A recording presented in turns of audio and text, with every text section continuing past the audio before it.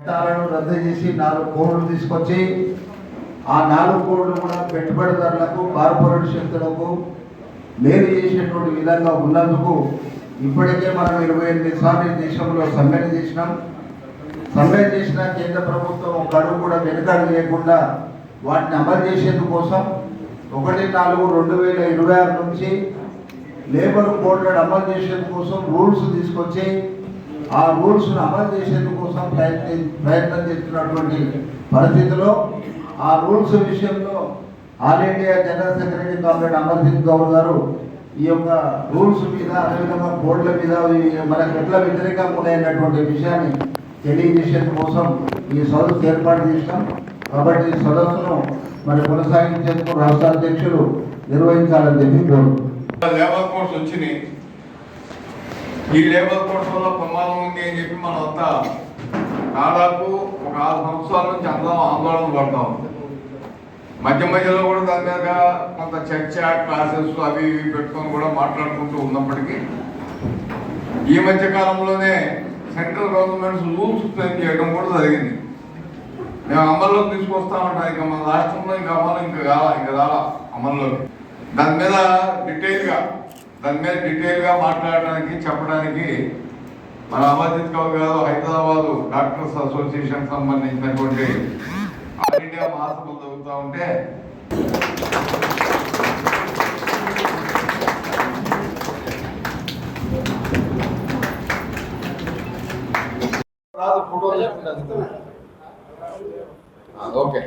Subject is very vast subject, बहुत बड़ा है ये विषय. As we know that we fought for almost 150 years to achieve labor codes. छोटा लड़ाई नहीं था, 150 बरस से लड़ाई चला. आज 15 मई है और 1 मई को आप मे डे मनाए. And on May Day we were remembering sacrifices of workers who got martyred, who died asking for 8 hours work day. तो बहुत लोग शहीद हुए 8 घंटे का काम पाने के लिए. ये कब लड़ाई हुआ? 1886 में. आवाज कब उठा? उससे पहले. In India itself, from 1966 onwards, the workers were saying the working hours are more. Reduce these working hours. This was voice everywhere all over the world. सारी दुनिया में आवाज उठता था कि हमारे बहुत ज़्यादा काम के घंटे हैं, इसको कमती करो. But the crux came when 1886. The workers of whole of America, especially in Chicago, big industrial center. America के चिकागो शहर में बहुत सबसे पुराना इंडस्ट्रियल सेंटर है. वहाँ के वर्कर्स ने 1 मई को शुरू किया एजिटेशन ऑल ओवर. एजिटेशन शुरू हुआ कि जो मेडिकल डॉक्टर्स कहते हैं it is not possible to deliver more hours. 8 घंटे से ज़्यादा आपका माइंड, आपका बॉडी डिलीवर नहीं कर सकता, काम नहीं कर सकता. इसलिए आउट ऑफ 24 आवर्स, 24 घंटा में से 8 घंटा काम का, 8 घंटा आराम का, 8 घंटा फैमिली के साथ. ऐसे लड़ाई शुरू हुआ वर्कर का. क्या बोला उन्होंने? We are not animals, we are human beings. हम जानवर नहीं हैं, हम मानव हैं. इसलिए तुम जानवर जैसा हमारे साथ नहीं कर सकते. थोड़ा अनाज फेंको, खाएगा, जुगाली करेगा, सो जाएगा, अगले दिन जानवर काम करेगा. So we are not animals, we are human beings, we are creative beings. इसलिए हमारा सोशल लाइफ है एक. तो हम काम के समय पे काम करेंगे, फैमिली के साथ समय बिताएंगे, हमारे बॉडी और माइंड को रेस्ट चाहिए, हम रेस्ट करेंगे। तो वो 1 मई को 1886 में मैदान में आ गए। कितने वर्षों से बोलते हैं, तुम सुनते ही नहीं हो। अब हमने हड़ताल किया, हम सड़क पे आ गए, नहीं आते काम पे। 8 घंटे का काम दोगे तभी करेंगे। तभी उन मजदूरों के ऊपर मालिकों के गुंडों ने कुछ बम विस्फोट करवाया उनकी भीड़ में, कुछ लोग हताहत हो गए। 8 लीडर्स को गिरफ्तार किया गया, 4 को फांसी लगाया, 2 जेल में मर गया, 2 पूरा उम्र कैद काटा। So 8 leaders were arrested, 4 were hanged to death, 2 spent full life in jail, 2 died in jail. This was on agitation beginning from 1 May 1886.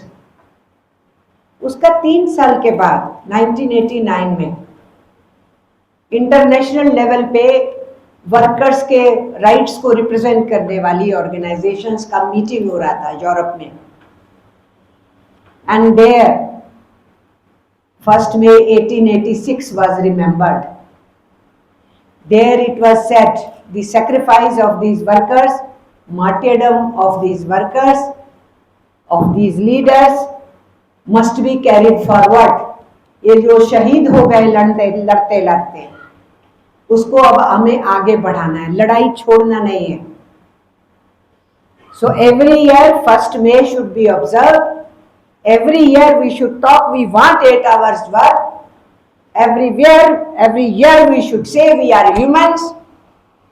हमें काम भी चाहिए, काम के स्थान पे हमें सुरक्षा चाहिए, सेफ्टी चाहिए ऑन द वर्क प्लेस, और हमें काम का पूरा दाम चाहिए, प्रॉपर वेजेस चाहिए, हमारी फैमिली को सोशल सिक्योरिटी चाहिए, हमें फ्यूचर में कुछ पेंशन चाहिए।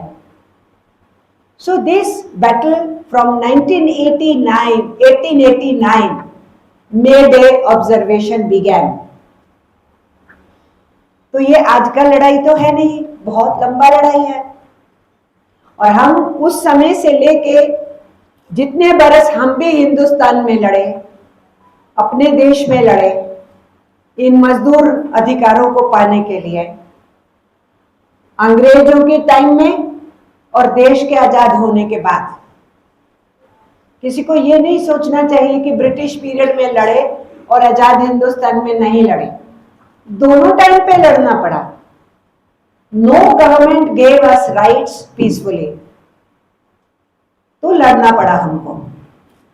तो इस लंबी लड़ाई से जो हमें लेबर लॉज मिले, 150 स्टेट लॉज हैं, 44 सेंट्रल लॉज मिले हमको। So all this battle which we fought, we got 150 state legislations, labor laws, 44 central labor laws. How many during British period? Only 5 laws. We got Factories Act in 19th century, 1881, amended several times. That was the first act. Then second act was got for mine workers, 1922. Third act we got in 1923, Workplace Compensation Act, Maintenance and Compensation Act, वो 1923 में हमें लिया। और trade union हमारा कानूनी हक है, legal right है, वो हमें 1926 में मिला, ट्रेड यूनियन एक्ट 1926। हमारा मिनिमम वेज डिसाइड होना चाहिए, उसकी पेमेंट का सिस्टम होना चाहिए, उसका लड़ाई लड़ा payment of wages act 1935। So 5 laws we got during British period. 5 कानून अंग्रेजी राज के टाइम में लड़के हम लिए। और फिर इंडिपेंडेंस के नजदीक आते हुए 46, 47 ऑनवर्ड्स हम बाकी लॉज लिए। ये बहुत लंबी लड़ाई के बाद हुआ। And now this government wants to wind up everything. Present BJP government wants to just take the history back. जो सब कुछ हमने अचीव किया उस सब के ऊपर पानी डाल रहे हैं। Whatever we achieved all these years, they simply want to take away all those rights. That is the intention of BJP government. And with that intention only they have worked. And they brought labor codes. For 6 years we were fighting, did not let them implement it. We conducted 5 strikes at that time. The 6th strike was on 12th February. 6 साल से हम in labour codes के खिलाफ लड़ रहे हैं। Government implement नहीं कर पाई। 5 हड़ताल हम किए थे। 6ठा हड़ताल अभी फरवरी में हम किए, जब गवर्नमेंट ने नोटिफाई कर दिए नवंबर 25 में। तो ये हमारे स्ट्राइक लेबर कोड्स के खिलाफ। और 1 अप्रैल को हम ब्लैक डे मनाए all over India. We don't want this black laws and April you are saying you will notify, so that is a black day for us notifying the rules. ये हमने किया, देश की working class ने unitedly किया। मैं आपसे बात शुरू किया मे डे से। I started from May Day talking to you. 8 hours work. These labor codes and rules on labor codes mean 12 hours, 13 hours. They are saying 48 hours in a week, government is saying. But as per rules, appropriate government or the employer with consent of worker can have 12 hours, 13 hours work day. तो बोलते हैं कि मजदूर से बात करने का employer वो 12-13 घंटे काम करने को तैयार है तो कर सकते हैं। So where are you taking us? 1886?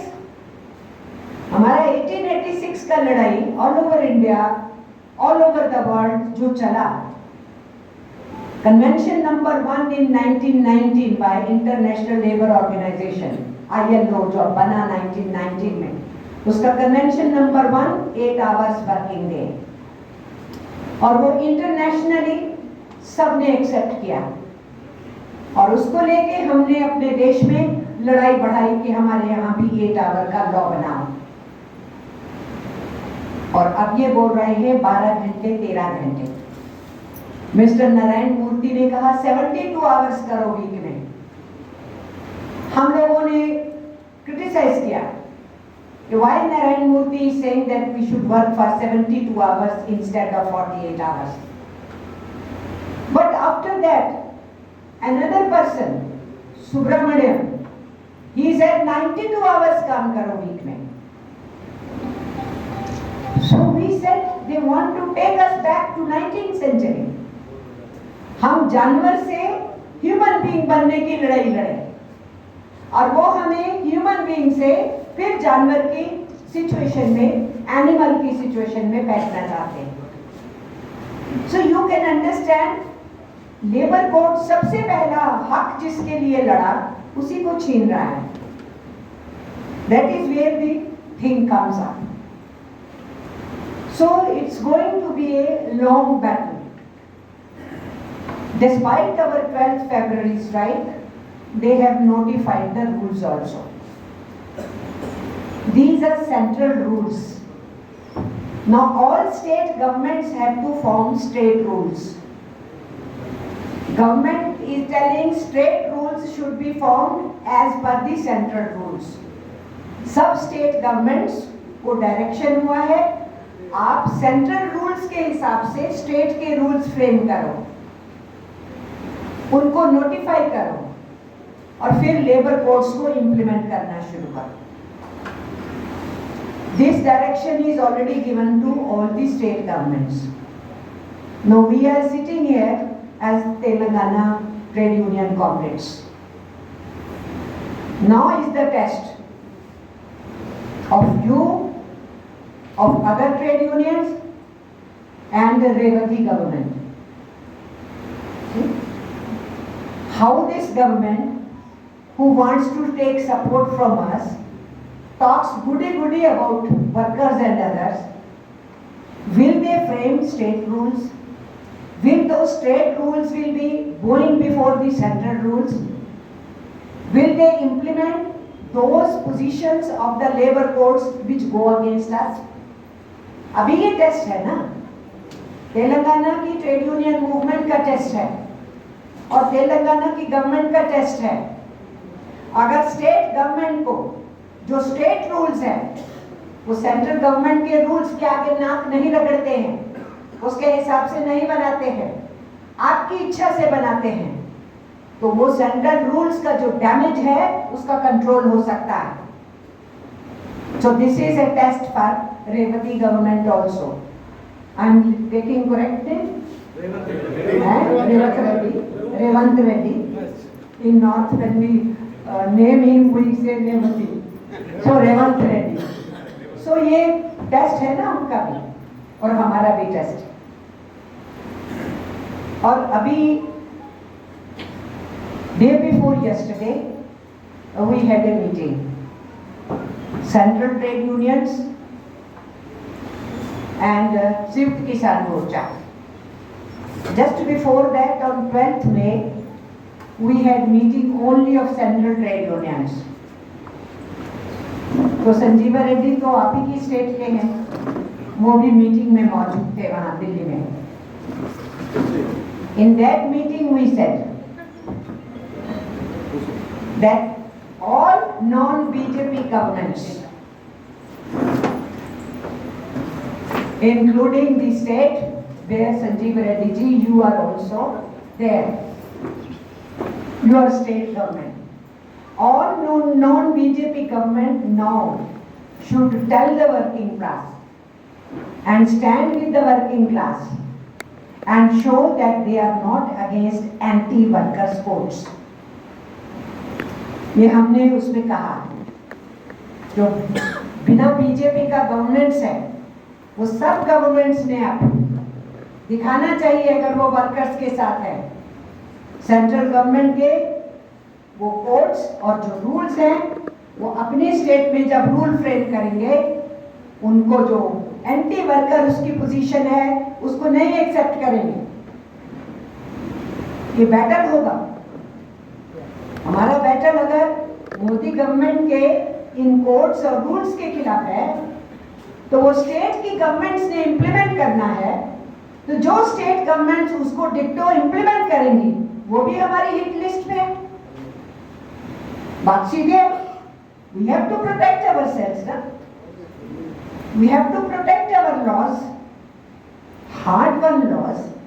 लड़ाई के बाद भी ये सारे कानून, वो कानून छीनेंगे, सेंटर छीनेगा या स्टेट छीनेगा तो हमारी हिट लिस्ट पे होंगे ना, सभी होंगे, वो भी होंगे।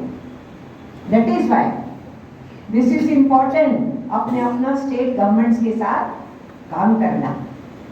अब आंध्रा के कॉमरेड्स बैठे हैं, अरे वहां तो चंद्रबाबू नायडू के कंधों पे बैठा है मोदी का सरकार, तो आपको तो ज्यादा लड़ना है। यहाँ तो ये बोल रहे हैं हम बीजेपी से लड़ रहे हैं तेलंगाना वाले, तो लड़ रहे हैं तो इतना बड़ा वर्किंग क्लास तेलंगाना का उसको साथ लेके चलोगे या सेंट्रल गवर्नमेंट के कहने से पीटोगे उनको लेबर कोड पे? They will have to tell. Will you take the working class of Telangana with you, or you will allow them to be beaten up by employers because Modi government wants that way? So this is important for us. And I think our comrades, leadership of Telangana AITUC correctly thought that we should discuss. Subject is very vast. I can't discuss. The codes were of very, very voluminous. Each was like a book. No rules also. 80 pages, 100 pages. 200 pages. That rules which they have given, so big. We took out their prints, and they had said that give your opinion in 30 days. All these years we kept giving opinions, they never bothered. So big things they have brought. So the real test will be how to stop it. तो बहुत लंबा लंबा मोटा मोटा पुस्तक के जैसा codes है, ऐसा ही मोटा मोटा रूल्स है. 80 pages, 100 pages, 150 pages. Ordinary worker or the ordinary trade union leader will not be able to understand how the jugglery is made. मालूम नहीं पड़ेगा लीडर को.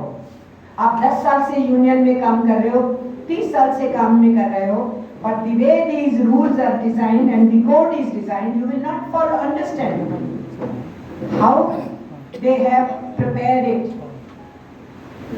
So it will be a hard task, and you have to tell your workers. I can tell you only in a simplified manner. या आपको जो है simple ढंग से आपको समझना है और सिंपल ढंग से अपने वर्कर को नीचे समझाना है. इन्होंने तो ऐसे डिजाइन किया है कि जैसे हमारे दफ्तर ट्रेड यूनियन लीडर्स नहीं चलाने चाहिए, एडवोकेट्स को चलाना चाहिए. The way it is designed, full stop and comma, what they are saying, how one clause is against another clause, how after a few clauses another clause is just opposite to what is said in the initial clause. तो वकील थोड़ी चलाएंगे आरटीयूसी के offices को.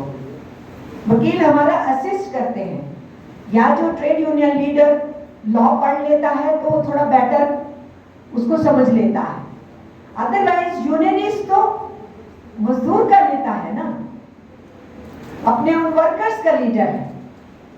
उसकी life dignity की रहे, उसको काम के जगह पे सेफ्टी मिले, उसको वो काम करता है तो पूरा उसका दाम मिले. उसको 8 घंटे का कानून है तो 8 घंटे काम लिया जाए, उससे ज्यादा नहीं लिया जाए. उसके लिए सोशल सिक्योरिटी हो, उसके बच्चे की पढ़ाई के लिए सरकारों का इंतजाम हो, बीमारों का इलाज हो, उसके ईएसआई हॉस्पिटल का कवरेज हो, उसका अगर पीएफ के अंडर आता है तो पीएफ कट जाए, कट गया है तो जमा हो जाए, जमा हुआ है तो उससे सोशल सिक्योरिटी मिले. These are the things trade union leaders take care of their workforce. That's for which we have to work day and night. So that is why I will be able to give you only gist of these codes and rules. उसका जो main उसका खाका है मैं आपको वही बताऊंगी simple ढंग से. Otherwise it is a matter of hours and hours. Now if you take Industrial Dispute Act and the rules which are framed, अब इस इंडस्ट्रियल डिस्प्यूट एक्ट में जो हमारे कानून थे पहले जो कोड बना है, code on industry, industrial relations code और code on industry, whatever name you give, the government has made a code. 3 of our laws have been merged in this. Of the 44 central laws, 15 laws already put into dustbin by the government. Rest remain 29. 29 laws are now converted into 4 codes. So all 44 central legislations, labor laws for us, 15 don't exist. Other 29 also don't exist now because those 29 are bundled into 4 codes. So from 44 we come to 4 codes.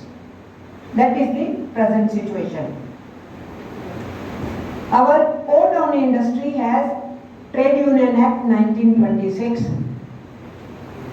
most important law, that to make unions is our legal right.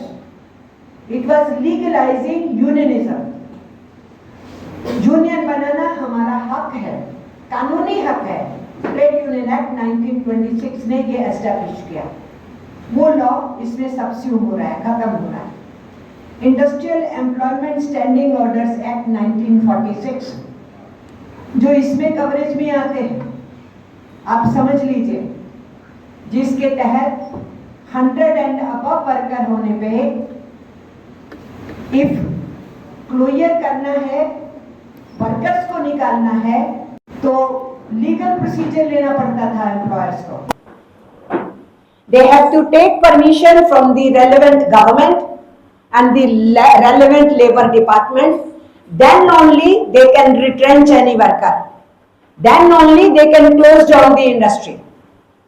ये industrial employment standing act है जिसको इन्होंने अब खत्म किया है, इसमें dump किया है, और इसका जो 100 का लिमिट था उसको 300 लिमिट कर दिया है। In our country those industries which came in this category, out of those industries almost more than 80% industries will be out of labor law protection if this code is accepted and if these rules are accepted.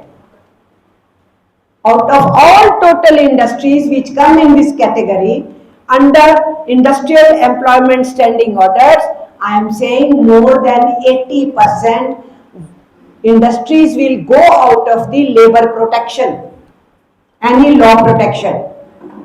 तो ये labor codes are not for all. Labor codes are exclusive. ये labor code सबके भले के लिए नहीं आ रहे।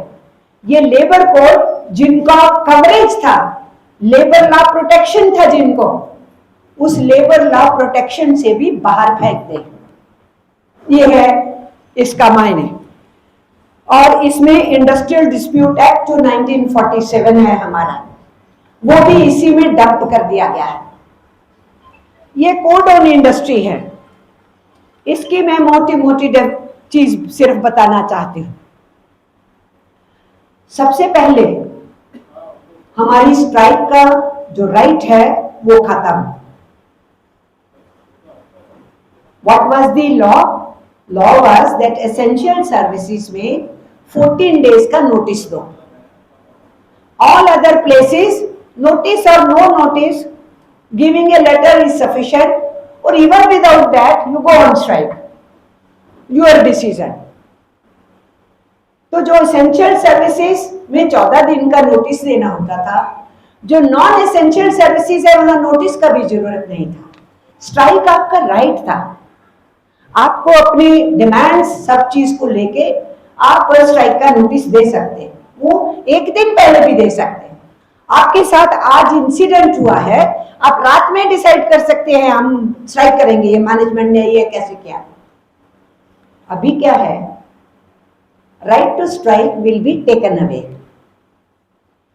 Industrial code और उसके रूल्स के मुताबिक अब ऑलमोस्ट 60 डेज का नोटिस होगा। उसको भी छोड़िए, the day you give notice of strike, it is the conciliation period beginning, and conciliation period ka strike is always illegal, and that illegal strike means the leaders will go to jail and the workers will face termination. So your giving notice is conciliation period starting, so no strike will be possible. तो हड़ताल का notice देते ही अगर conciliation period शुरू हो गया तो conciliation period की हड़ताल गैर कानूनी है, और गैर कानूनी हड़ताल के नेता को जेल भेजा जाएगा, और गैर कानूनी हड़ताल को करने वाले मजदूर को नौकरी से निकाला जाएगा। ये है इसके मायने। ये जो कोड ऑन इंडस्ट्री है और उसके जो रूल्स हैं, ये उसके मायने हैं। इसका मतलब है कि स्ट्राइक का राइट छीनेंगे ये लोग। पहले तो कैसे भी हम स्ट्राइक कर सकते थे, सारी वर्कफोर्स बाहर आ जाए। अभी क्या हुआ नोएडा में, डिस्पाइट देयर रूल्स वर्कर्स तो सारे सड़क पे आ गए, मानेसर में आ गए, हरिद्वार में आ गए, भिवाड़ी में आ गए, नीमराना में आ गए, बरौनी बिहार में आ गए, पानीपत हरियाणा में आ गए। किस लिए? तुम 10 साल से 15 साल से मिनिमम वेज नहीं रिवाइज करते हो। हमसे 8 घंटे की बजाय 12 घंटे काम लेते हो, 8 घंटे का दाम देते हो, वो भी जो होना चाहिए वो देने की बजाय बहुत कम देते हो। महंगाई बढ़ रही है, हमें पूछते नहीं हो। सारा यंग वर्कर सड़कों पे आया, तो सड़क पे आना, काम छोड़ के बाहर निकलना ही तो हड़ताल है। और जिस ढंग से हमारे देश के इकोनॉमिक पॉलिसीज को इस गवर्नमेंट ने चलाया है, लोगों में गुस्सा है, डेस्परेशन है, परेशानी है, फैमिली को चलाना मुश्किल है, तो लोग तो सड़क पे आएंगे। अब सड़क पे आना, बाहर निकलना, आवाज उठाना भी तुम कहोगे हड़ताल कर दिया, that means you will suffocate us.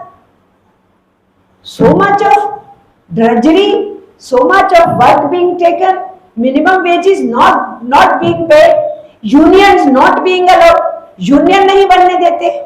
Union बनती है तो उन वर्कर्स को निकाल के बाहर फेंकते हैं जो लीडरशिप लेने की कोशिश करते हैं। All those leaders are just thrown out simply. So what we saw in all those areas, desperate workers came on the streets. And when you come on the street, it is actually a strike action. And how they behave? Police ने उन पे लाठीचार्ज किया, इधर उधर कुछ elements ने violence कर दिया, और आप उनको अटेम्प्ट टू मर्डर के चार्जेस लगा दिए, देशद्रोह के चार्जेस लगा दिए। पाकिस्तान से मुनीर ने आके इसको अरेंज किया क्या हड़ताल को, कह रहे पाकिस्तान वाले वो वर्कर्स को यहाँ आके उकसाए। तुम्हारा गवर्नमेंट क्या कर रहा है अभी? पाकिस्तान के लोग आए और वर्कर्स को एजिटेट कर दिए। ऑल नॉनसेंस, ये सब कुछ हुआ। So strike action big, some sectors what were they doing, वो 50% के करीब कैजुअल लीव ले लेते थे स्ट्राइक वाले दिन,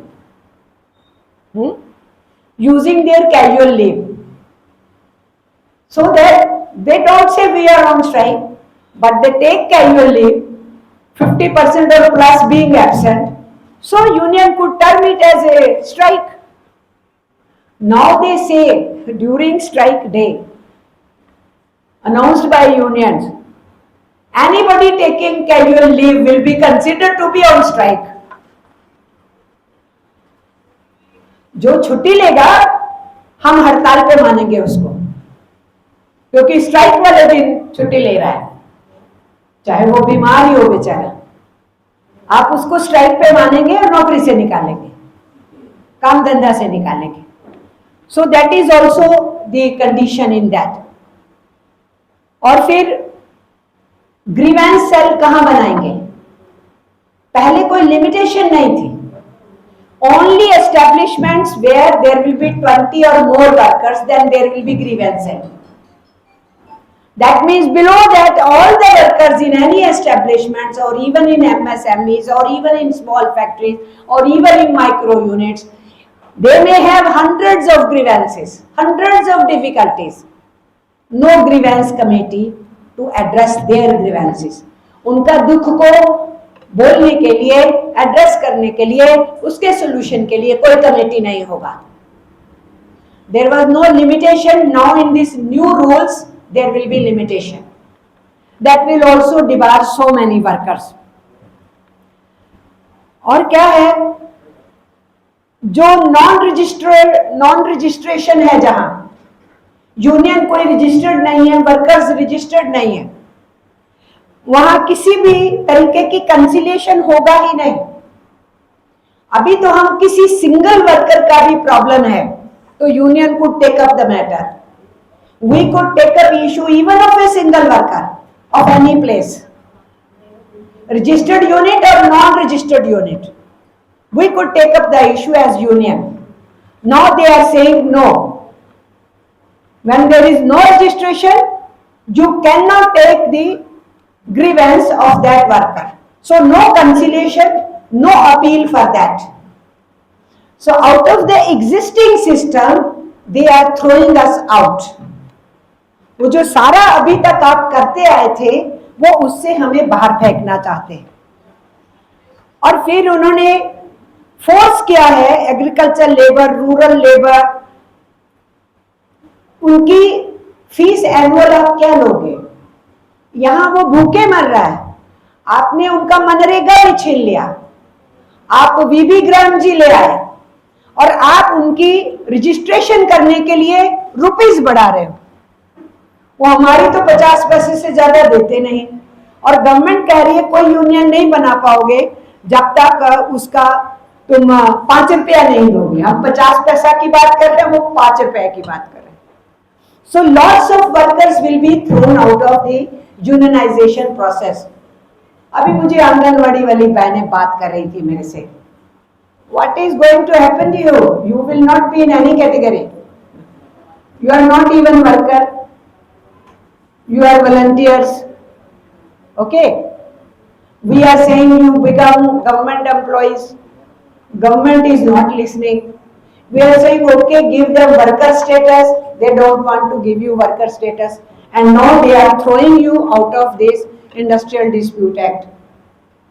Even the unions which we have registered, will they let those unions registration remain or not, we don't know. Because they are saying you don't come in the category of a worker. And only category of worker will come under the Trade Union Act and Code on Industry. तो industry के code में आप अगर labour नहीं है, worker नहीं है, registration नहीं करा सकते। तो हमारी तो रजिस्टर्ड यूनियंस हैं, गवर्नमेंट उसको भी डी रजिस्टर करने की सोच रही है। So attack is on every section, not only on public sector, not only on government sector, not only in big private sector. It is on all industry. Attack is on all those who were covered to be thrown out, and all those who were not covered earlier also will not be covered in future also. तो इसलिए ये भी जो कानून है उसके अंदर बहुत सारा हम ये देख रहे हैं कि उनको कैसे बाहर भेजना है। और साथ में ये भी कह रहे हैं कि जो यूनियंस रजिस्टर्ड नहीं होंगी, they will not be able to participate even in the whole issue of welfare fund. No welfare funds will be established. Now we are asking for welfare fund for domestic workers, welfare fund for ICDS, MDM and ASHA workers. We are asking for welfare fund in several other categories.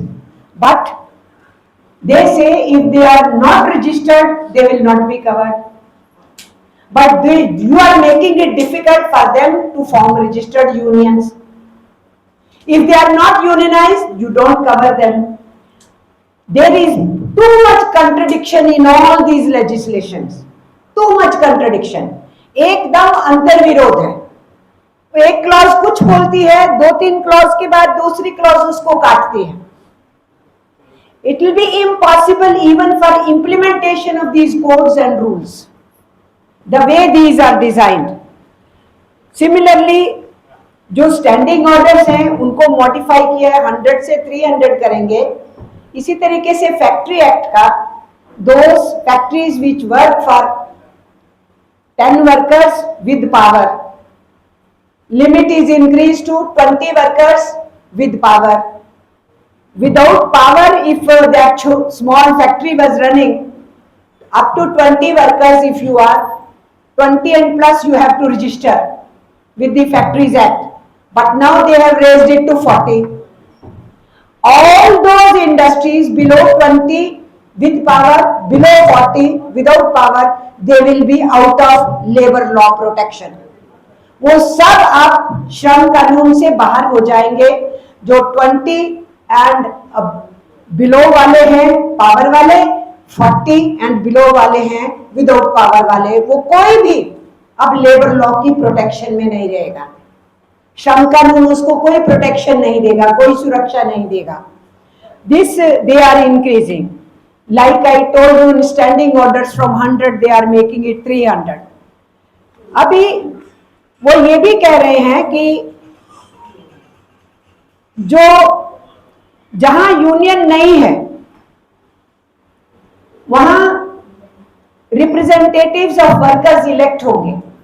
So we read the rules. There is total contradiction. The truth is that workers will have no space for grievances where there is no union. Even though जैसे उनके workers का एक committee बनाएंगे, उनसे बातचीत करेंगे, all that will remain in air. वो कोई उसमें मदद नहीं करता है. There are lot many clauses. I am just leaving to tell a few focused things. इसी तरीके से एम्प्लॉयर लॉकआउट करता है, वो इलीगल था, क्रिमिनल एक्ट बनना चाहिए, लेकिन मालिक पे कोई क्रिमिनल एक्ट नहीं होगा. आप कोई एक्शन लेते हो, आप स्ट्राइक करते हो, तो ट्रेड यूनियन लीडर्स पे और वर्कर्स पे क्रिमिनल एक्ट होगा. एम्प्लॉयर्स के ऊपर जितनी पनिशमेंट्स थी लेबर लॉ वायलेशंस की, वो सारी पनिशमेंट्स खत्म की गई हैं. उनकी जो जेल का टर्म था, जेल जाने का जो उनको डर था, वो सब खत्म. सिर्फ थोड़ा सा फाइन दो और छूट जाओ. For years and years violate करते रहो, जब कभी पकड़े जाओगे थोड़ा सा फाइन देके छूट जाओ. तो मालिकों को पूरा छुट्टी दिया गया है, किसी भी तरीके का अब उनको डर नहीं है. That is why whenever Modi government tells, their labor ministry tells, these labor codes we have brought for ease of doing business. Business अच्छे से हो जाए, एम्प्लॉयर के फेवर में लॉ हो, एम्प्लॉयर को कोई टेंशन नहीं हो, बिजनेस ठीक से हो जाए, उसके लिए ये लेबर लॉज लाए. दैट मीन्स वर्कर और ट्रेड यूनियंस को जो मर्जी दिक्कत हो, दे डोंट बॉदर. तो ये बिल्कुल क्लियर है जिस ढंग से ये कानूनों को लाए हैं और कोड्स ये बनाए हैं. तो इंडस्ट्रियल डिस्प्यूट एक्ट मोटा मोटी हमारे जो इंडस्ट्रियल वर्कर्स के राइट्स थे, उनमें से बहुत से इंडस्ट्रियल वर्कर्स को बाहर कर देंगे. जो बीच में भी हैं, उनके ट्रेड यूनियंस के ऊपर लिमिटेशंस हो जाएंगी, मालिकों के ऊपर पूरी छूट होगी. Employers can close any movement without answering, without explaining, without any criminal law on them. But the workers will not be able to have proper system of grievances to raise their issues. All that system of grievances has been removed. Formation of union, they have made it tough. They have put stipulation how many members required, and they have given rights to registrar to deregister the union. वो आपसे पूछेंगे नहीं. Any clause they will use and deregister. After deregistration, you keep running pillar to post to get yourself registered again. You keep running, and labor courts are being finished. Only tribunals will remain, and you keep going to tribunals, and for years and years they may keep you pending. And your union registration is not there. If a union is not registered, why the workers will be coming to that union? That is the problem. If you are registered, you may be derecognized. Again, these powers are with the registrar. If derecognition happens, you cannot do conciliation. You cannot raise the dispute. You cannot take the grievances of workers to the proper channels. आप कहीं नहीं ले जा सकते. आप अगर recognise union ही नहीं है, तो आपसे लेबर मिनिस्ट्री भी बात नहीं करेगी, लेबर डिपार्टमेंट भी बात नहीं करेगा, ट्राइब्यूनल भी बात नहीं करेगा, गवर्नमेंट भी बात नहीं करेगी, एम्प्लॉयर भी बात नहीं करेगा. तो वर्कर का ग्रीवेंस, उसका डिफिकल्टी कहाँ लेके जाएंगे? This is how they are trying to kill the unions. The target is to kill the unions. to cripple the unions, to threaten the workers. Workers को डरा दो, यूनियनाइज नहीं होने दो, और यूनियंस को धमकाओ, डी रजिस्टर करो, डी रिकॉग्निशन करो, और रजिस्ट्रेशन फ्रेश यूनियन का जाए टफ कर दो. At least on these things we have to fight our state governments, those who claim to be progressive governments, those who claim to be standing against BJP government. Those governments should answer us. So our battle in the states will become very important apart from our all India battle. So this code on industry is almost throwing out vast majority of workers from any labor law protections. श्रम कानून से जो सुरक्षा मिलती थी उसमें से 90% से ज्यादा वर्कर्स को बाहर फेंक दिया जाएगा जिनको अभी प्रोटेक्शन मिली हुई थी. And we should know, comrades, our pay commission is being discussed. How many people are in the pay commission? Hardly about 1.5 crore. Total labor force in India is 67 crore. So those in pay commission and those on bipartite settlement, big industry, public sector or the private. Or there are other factories where you have a mechanism of tripartism, labor departments, union and employer, you sit for settlements. इन सबको अगर हम ले भी लें, कितने हैं? 8-9 करोड़ है. आपका ऑलमोस्ट 55 करोड़ वर्कफोर्स कहीं कवर नहीं है. वो मिनिमम वेज में कवर हो सकता है. मिनिमम वेज की कमेटी स्टेट गवर्नमेंट्स में बनती है. हर सेक्टर का मिनिमम वेज को हैंडल करने का सिस्टम होता है. लेकिन जो अपनी अपनी स्टेट के अंदर वास्ट वर्कफोर्स है वो स्टेट गवर्नमेंट की मिनिमम वेज कमेटी होती है. Tell me, is minimum wage committee meeting in states? For 5 years, 10 years, 15 years, they don't even constitute minimum wage committees. इतना महंगाई बढ़ जाता है, कोई डियरेंस अलाउंस नहीं है आम वर्कर को. गवर्नमेंट एम्प्लॉय को है ना, पब्लिक सेक्टर वाले को है ना, बाकी वर्कर को कहां मिलता है? महंगाई भत्ता, डियरेंस अलाउंस, इतना प्राइस राइज बढ़ता है. और अभी तो जो वार हुआ चल रहा है, अभी भी मालूम नहीं कब फिर से शुरू हो जाए मिडिल ईस्ट के अंदर. उसके चलते जो गैस के दाम बढ़े, पेट्रोल डीजल के दाम बढ़ रहे हैं, आगे फिर बढ़ेंगे. तो workers are finding it difficult to run their families. इस डिफिकल्ट सिचुएशन में मिनिमम वेज कमेटीज स्टेट्स में बैठती नहीं. I don't know what is the situation in Telangana. When was the minimum wage revised? That minimum wage covers vast majority of workforce of each state according to the each state minimum wage committee. But this government, central government, wants to do away with even minimum wage committee where trade unions should not be there. In the name of experts, trade union leaders को बाहर निकाल रहे हैं इस नए labour codes के हिसाब से. वेज का डेफिनेशन बदल रहे हैं. और अभी जो सारा लड़ाई हुआ, जो हमने देखा डिफरेंट स्टेट्स के अंदर, जो वर्कर सड़कों पे आया, जिनके ऊपर अटेम्प्ट टू मर्डर चार्जेस भी लगा दिए हैं कुछ वर्कर्स पे, जो जेल में है, अभी उनको बेल नहीं दिया है, नोएडा में और मानेसर में.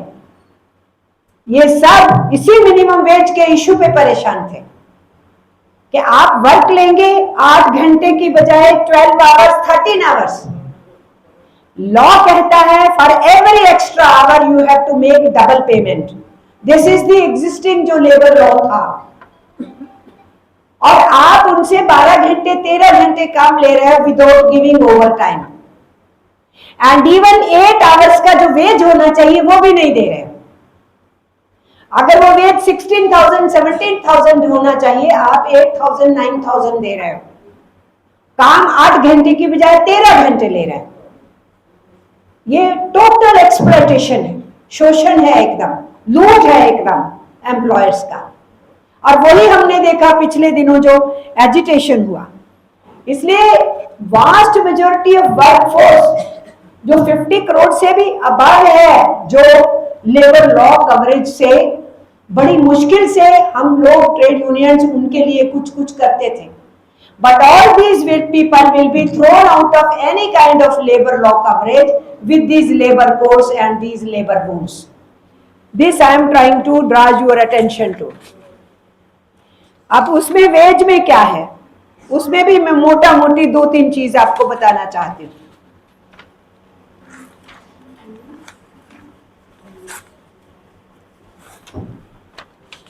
In Minimum Wages Act, you had a schedule.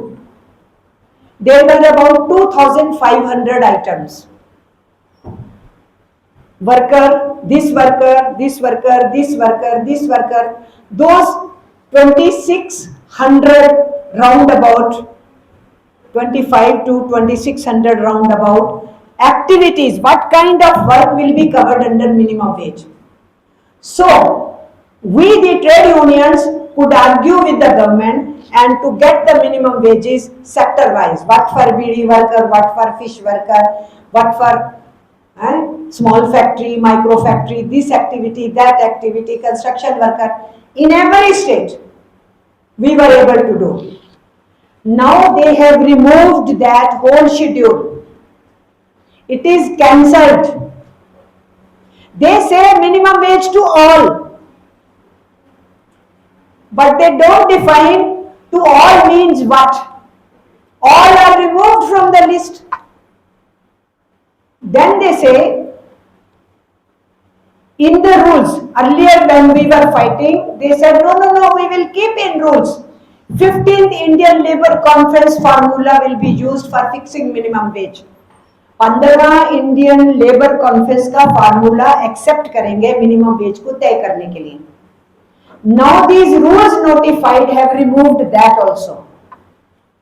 No 15th ILC. Minimum wage definition itself is being removed. What are the laws being covered in the code on minimum wages?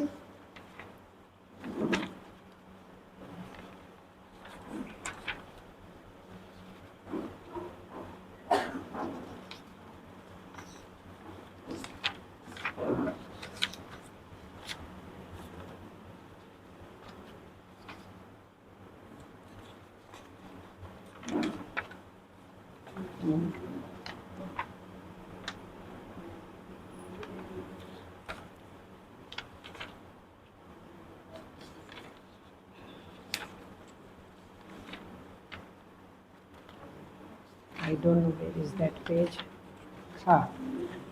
Payment of Wages Act 1936 finished. This law finished. Minimum Wages Act 1948 law finished. Payment of Bonus Act 1965 finished. Equal Remuneration Act 1976 also finished. All these 4 laws are dumped into this code. And now they say government will be responsible only for floor level minimum wage, not minimum wage or payment of minimum wage act. Floor level minimum wage. जब उन्होंने code introduce किया 2019 में, what they announced, floor level minimum wage they announced 178 rupees per day. 178 रुपया per day. Now this floor level minimum wage, how much they will make it? What is the expectation of workers? We are saying 26,000 minimum wage should be the minimum all over India. Then industry to industry, sector to sector, state to state, you can increase above. But minimum should be 26,000. What government is telling, only floor level minimum wage. Floor level minimum wage means from 178 rupees per day, even if they increase to 250 rupees or 300 rupees, what will be in a month? Less than 10,000 rupees. How a family will run in that? तो आप government minimum wage का definition ही खत्म कर रहे हैं। वो रहेगा कानून के वास्ते, और गवर्नमेंट रिस्पॉन्सिबिलिटी नहीं लेगी। गवर्नमेंट रिस्पॉन्सिबिलिटी ले रहा है फ्लोर लेवल मिनिमम वेज, और floor level minimum wage poverty line से नीचे है, गरीबी की रेखा से नीचे है। और मिनिमम वेज का डेफिनेशन बदलने से उसका जो ऑर्गेनाइज्ड सेक्टर है उसमें भी वेज का डेफिनेशन बदलने से ऑर्गेनाइज्ड वर्कर को भी नुकसान होने वाला है। अनऑर्गेनाइज सेक्टर के वर्कर को तो मैंने बता दिया फ्लोर लेवल मिनिमम वेज करेंगे, बाकी जो बेटर सेक्टर है उसके अंदर जो डेफिनेशन चेंज कर रहे हैं उसके अंदर भी वर्कर्स को जो होम टेक सैलरी है वो रिड्यूस हो जाएगी। तो इस कोड ऑन वेजेस का इंपैक्ट ऑर्गेनाइज्ड वर्कर्स पे भी है, अनऑर्गेनाइज्ड वर्कर्स पे भी है, इंडस्ट्रियल बेस्ड वर्कर्स पे भी है, नॉन इंडस्ट्रियल बेस्ड वर्कर्स पे भी है, सभी पे इसका इंपैक्ट होगा। तो ये कोड ऑन वेजेस भी हमारे लिए बहुत प्रॉब्लम लेके आ रहा है। और सबसे बड़ी बात है कि अगर वो 15th इंडियन लेबर कॉन्फ्रेंस की डेफिनेशन उसी के बेसिस पे हम ₹26,000 मांग रहे हैं, अगर उसको भी इन्होंने रूल्स से अब हटा दिया है तो then how we will calculate the minimum wages, how it will be decided? So this government may change the formula of calculation of wages itself, and that will be more dangerous, especially for our unorganized sector workforce, 50 crore plus. It will be in difficulty. तो इसलिए ये जब central government की 18,000 declare किया इन्होंने 2012 में, 2016 में इन्होंने अनाउंस किया 18,000 minimum to whom? Contract workers in these central establishments. At that time we said all over India we should have minimum wage of 18,000 for all sectors. ये कभी नहीं हुआ। जब उसका बढ़ गया प्राइस इंडेक्स के हिसाब से हमने 21,000 का डिमांड शुरू किया, फर्दर प्राइस राइज हुआ, हमने 26,000 का डिमांड किया। और अगर आज की डेट में देखें और साइंटिफिक कैलकुलेशन करें तो वो 26,000 भी नहीं 31,000 बनता है, but at present we are talking about 26,000। इसलिए कोड ऑन वेजेस पे इनजस्टिस लाने वाला है, उसके रूल फ्रेमिंग भी हमारे खिलाफ जाते हैं, उसमें हमारी वुमेन लेबर फोर्स बहुत बुरी तरह से प्रभावित होगी, उसके मैटरनिटी बेनिफिट के राइट्स भी नेगेटिवली इम्पैक्टेड होंगे, और टोटली एम्प्लॉयर फ्रेंडली ये वेज कोड है। और वेज कोड के ऊपर जो रूल्स इन्होंने बनाए, ये कह रहे हैं कि सबको मिनिमम वेज मिलेगा, बट लॉ डजंट से कैसे मिलेगा, कैलकुलेशन कैसे होगा, अनाउंसमेंट कैसे होगा, पेमेंट ऑफ वेजेस एक्ट खत्म कर दिया, लागू कैसे करवाएंगे? सो this is a dark area. So code on wages also takes away our earlier rights of wages. And then how the calculations will be made when your working hours will be varying. Everywhere the dangerous thing is all rights are being taken by central government. खतरनाक बात यह है कि सारी जगह के ऊपर जो स्टेट गवर्नमेंट्स के राइट्स हैं उनको चैलेंज करते हुए, खत्म करते हुए सारे राइट्स, सारे अधिकार सेंट्रल गवर्नमेंट अपने पास ले रही है। फेडरलिज्म के ऊपर भी अटैक है, लेबर कंकरेंट लिस्ट में है, सेंटर भी लॉ बना सकता है, स्टेट भी बना सकता है, इसको कंकरेंट लिस्ट बोलते हैं। लेकिन अगर सेंटर का लॉ और स्टेट का लॉ उस सेक्टर पे है तो सेंटर का लॉ चलेगा। अब गवर्नमेंट कोशिश कर रही है सारे लॉज का अल्टीमेट राइट्स डिसाइड करने का, डिफाइन करने का, इंप्लीमेंट करने का, सजा तय करने का सब सेंट्रल गवर्नमेंट के पास हो जाए। पार्लियामेंट का रोल भी जीरो, किसी भी कानून को पार्लियामेंट से तय कराने की जरूरत नहीं रहेगी।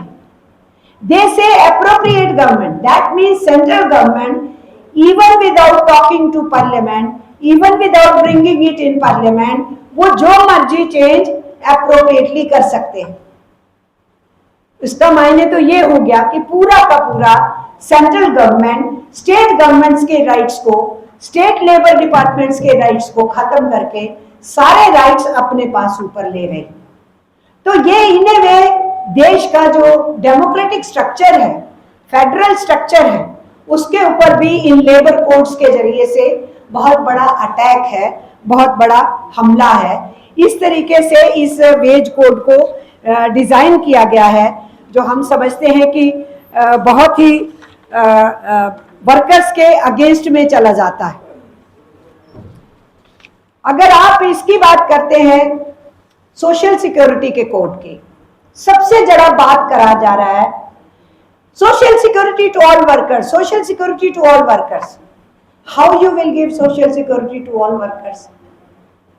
हमारा तो ईएसआई का कानून सोशल सिक्योरिटी है, हमारा प्रोविडेंट का फंड तो सोशल सिक्योरिटी है, हमारे सोशल सिक्योरिटी के अंदर बहुत सारे कानून आते हैं, वो सारे के सारे कानून इस कोड में डंप कर दिए हैं। वो कौन से कानून आते हैं?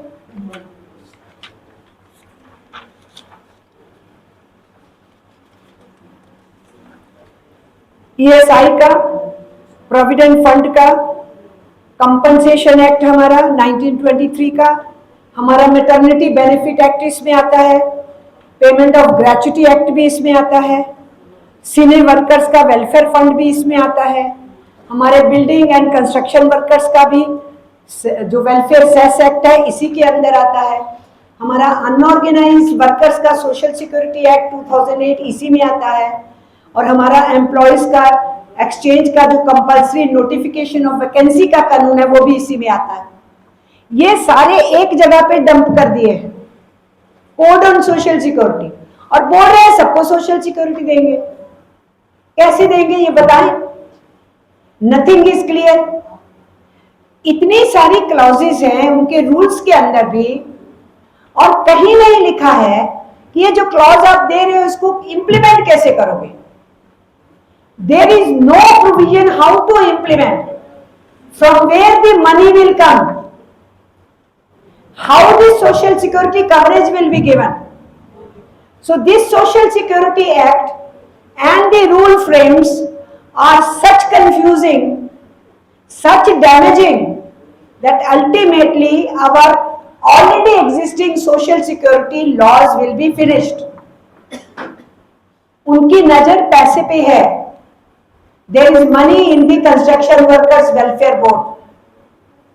There is money in the ESI board.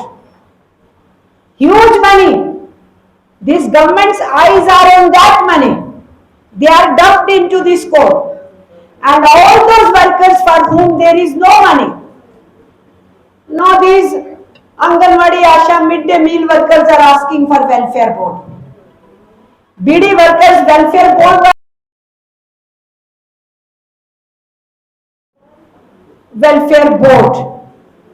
but they are finishing of the earlier boards also.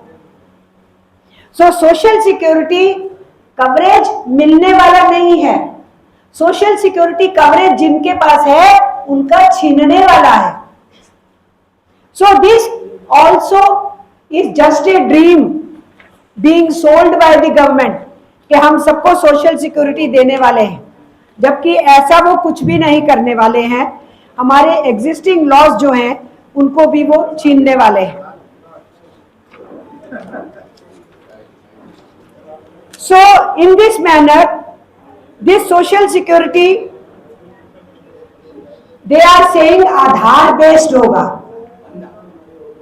अभी क्या हुआ है, जब SIR चल रहा था उस SIR में आधार को नहीं माना, और हमारे लेबर लॉज की हर चीज के लिए आधार मानते थे, बाद में उसको बंद कर दिया। अब आधार को आपकी सिटीजनशिप का राइट भी नहीं लेना चाह रहे। अब जिनको वोटिंग लिस्ट से काट दिया है उनको गवर्नमेंट की वेलफेयर स्कीम से बाहर कर रहे हैं, ऑलरेडी बिहार में और बंगाल में शुरू कर दिया है। और यहाँ पर ये कह रहे हैं कि आधार कार्ड की वैलिडिटी के बेसिस पे हम रजिस्ट्रेशन करेंगे वर्कर्स के। आई डाउट कि ये भी रहने वाला है। जब आप आधार कार्ड को माने नहीं वोटिंग राइट के लिए, उस आधार कार्ड को पहले आप यूज करते थे, वर्कर्स के रजिस्ट्रेशन के लिए भी यूज करते थे, अब आप कैसे करेंगे जब सुप्रीम कोर्ट ने और इलेक्शन कमीशन ने और इन्यूमरेशन करने वालों ने कह दिया हम आधार कार्ड मानते ही नहीं। तो आप वर्कर्स के लिए कितनी देर तक इस क्लॉज को रखने वाले हैं? We don't. इन्होंने लिखा है कि उसको हम यूज करेंगे। इसलिए इनकी ये कह रहे हैं कि हर वर्कर रजिस्टर हो जाएगा सोशल सिक्योरिटी में। कैसे हो जाएगा? ये साथ में इसमें बोल रहे हैं कि जो वर्कमैन कॉन्ट्रैक्टर के साथ रजिस्टर्ड नहीं होगा उसको हम वेलफेयर मेयर्स सोशल सिक्योरिटी नहीं देंगे। पर कॉन्ट्रैक्टर क्यों करेगा रजिस्टर्ड वर्कर को? वो वर्कर को रजिस्टर करेगा तो वो मानेगा ये मेरा वर्कर है। अगर वो मानेगा मेरा वर्कर है तो उसको मिनिमम वेज देनी पड़ेगी, उसको पीएफ काटनी पड़ेगी, उसको पीएफ जमा करानी पड़ेगी, उसको एक्सीडेंट पे उसको सिक्योरिटी देनी पड़ेगी, हेल्थ मेयर्स देनी पड़ेगी, सब कुछ देना पड़ेगा। गवर्नमेंट ने पहले क्या था कि अगर आप 20 वर्कर्स सप्लाई कर रहे हो कॉन्ट्रैक्ट पे, कोई को मैं कॉन्ट्रैक्टर हूं, मैं 20 वर्कर को सप्लाई कर रही हूं तो मुझे लाइसेंस लेना है। अगर मुझे लाइसेंस लेना है तो उसका मतलब है मैं कमिटेड हूं मिनिमम वेज देने को, प्रोविडेंट फंड काटने को, प्रोविडेंट फंड जमा कराने को, कोई एक्सीडेंट होने में, चोट लगने में, वर्कर की हेल्थ का ख्याल करने में, उसकी सोशल सिक्योरिटी कवरेज दिलवाने में मैं जिम्मेदार हूं। अब उसको 20 की लिमिट को वो 50 ले आए हैं। If you are supplying 50 and more workers, then only you take license. And only contractor who is to take license will be responsible for all other laws to be applicable to contract workers. तो मैं क्यों 50 worker supply करूं? मैं तो 49 करूंगी ताकि मुझे licence नहीं लेना पड़े। और अगर मैं लाइसेंस नहीं लेती हूं मुझे कोई नहीं पकड़ सकता। मैं मिनिमम वेज दे रही हूं कि नहीं दे रही हूं, मैं प्रोविडेंट फंड काट रही हूं कि नहीं, मैं उनका ध्यान रख रही हूं कि नहीं, मुझे कोई जिम्मेदारी नहीं है क्योंकि मेरे को लाइसेंस लेना कंपल्सरी नहीं है। तो how can a contractor register a worker when the contractor himself और herself will not be having licence? So ये सारे के सारे जो लॉज बनाए हैं और जो उसमें उन्होंने रूल्स बनाए हैं, दे कंट्राडिक्ट ईच अदर, अंतर विरोधी हैं, इंप्लीमेंटेबल नहीं है। लागू कैसे करेंगे? आपने जंगल बना दिया है, कागजों के ऊपर जंगल बना दिया है, how will you implement? So it is all confusing. Even lawyers whom we gave all these things, they also say कि ये किसी कितने फुलिश तरीके से इसको डिजाइन किया। हमने ILO इंटरनेशनल लेबर ऑर्गेनाइजेशन का जो इंडिया में ऑफिस है, जब हमने उन लोगों से डिस्कशन किया, उन्होंने कहा किसने बनाए हैं ये आपके labour codes? We said ask the government, ask that mister Mansukh Mandaviya the labour minister और द प्रीवियस मिनिस्टर, एक तो आप ही के यहाँ से थे, Dattatreya was from your Telangana से थे ना, जो अभी गवर्नर है ना, वो भी थे। आप इनसे पूछिए ना, they themselves will not be able to tell कि ये कैसे बनाए गए। How a few people said with the idea these workers are unnecessarily raising noise, these unions are nonsense, they create problem, they don't want industrial peace। और क्या कहा उन्होंने, जो चीफ जस्टिस सूर्यकांत ने बोला, डोमेस्टिक वर्कर्स केस लेके गए supreme court, हमारा मिनिमम वेज तय करवाओ, और सूर्यकांत उनकी सुनवाई नहीं कर रहा, बोल रहा है these trade unions are against development, ये इंडस्ट्री ठप करवाती है, ये क्लोजर करवाती है, ये देश को आगे नहीं बढ़ने देना चाहती। Oh mister supreme court chief justice, क्या बोल रहे हैं आप? What are you telling? The matter before you is कि मिनिमम वेज डोमेस्टिक वर्कर को मिलना चाहिए कि नहीं, एंड चीफ जस्टिस सेड कि नहीं मिलना चाहिए, और तुम उस पर डिस्कशन नहीं कर रहे क्योंकि हमारा स्ट्राइक होने वाला था 12 फरवरी के, और तुम गवर्नमेंट की भाषा बोलने लग गए कि ये यूनियंस डेवलपमेंट के खिलाफ है, इंडस्ट्री के खिलाफ है, पीस के खिलाफ है, ऑल दैट। इसलिए कौन क्या बोल रहा है, आप क्या करेंगे? जब हमने महिलाओं के मेंस्ट्रुअल साइकिल की लीव्स की बात की, वो मामला भी सुप्रीम कोर्ट पहुंचा, और सुप्रीम कोर्ट के जजेस कह रहे हैं ना ना ना ना ना, ये लीव मत मांगो, महिलाओं को रोजगार मिलना बंद हो जाएगा। अरे ये एक नेचुरल प्रोसेस है जिसमें उसकी नीड है, तुम कह रहे हो रोजगार मिलना बंद हो जाएगा। अरे ऐसी सोसाइटी होगी कि उस नेचुरल नीड के चलते हुए किसी का रोजगार छीन लेंगे आप लोग, instead of making the people understand कि ये नेचुरल प्रोसेस है, और उस पीरियड में उसको तकलीफ है, आपको देना पड़ेगा 1 डे 2 डे लीव देना पड़ेगा, वो कहने की बजाय सुप्रीम कोर्ट कह रहा है कि मत मांगो leave. This is what is happening in this country. इसलिए जिन्होंने लॉ बनाया, जिन्होंने इसको ड्राफ्ट किया, जिन्होंने इसके रूल फ्रेमिंग किए, they themselves, if we tell them explain us how you will implement, they have no answer. In all our meetings with the government से जितनी हमारी मीटिंग्स हुई, we told them please explain, tell us how you will implement. They have no answer. कोई उत्तर नहीं है उनके पास। तो ये पूरा का पूरा आइडिया है लेबर को कंट्रोल कैसे करना है, इसलिए इस ढंग से इसको डिजाइन किया है। ऑक्यूपेशनल सेफ्टी हेल्थ के कोड का भी डिजाइन इसी ढंग का है, उसमें भी कोई जस्टिस की बात नहीं दिखाई देती है, उसमें भी बहुत सारे लॉज जो हैं डंप कर दिए गए हैं।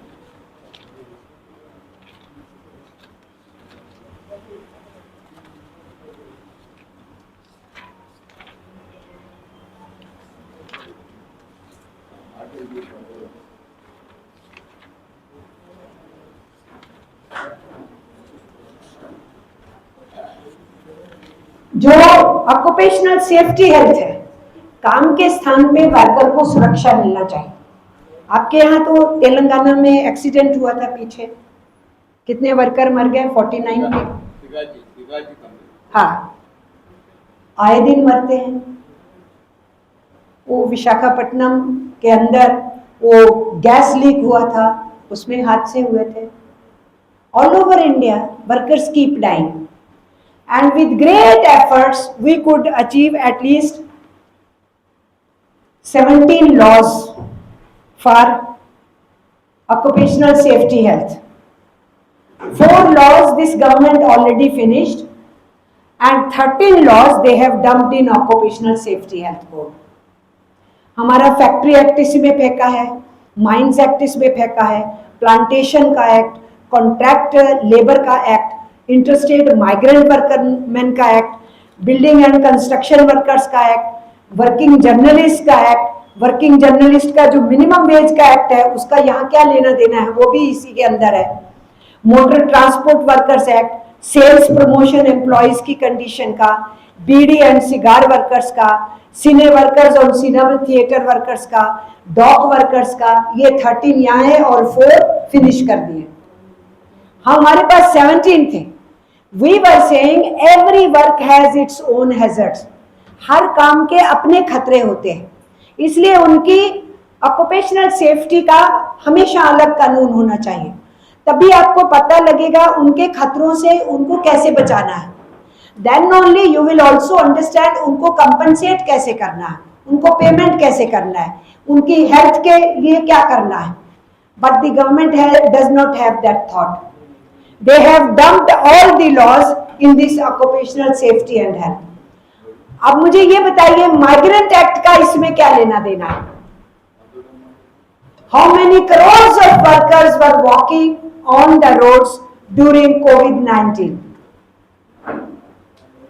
in Corona period? This migrant act needed to be strengthened. कितना वर्कर आपका जा रहा है दूसरी स्टेट्स में और कितना वर्कर आपकी स्टेट में दूसरी स्टेट का आ रहा है, इन्होंने उस माइग्रेंट एक्ट को भी इसी में डंप कर दिया।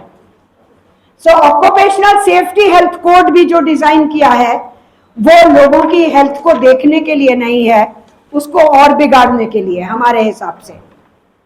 तो इन्होंने इसमें थ्रेशोल्ड इंक्रीज किया है।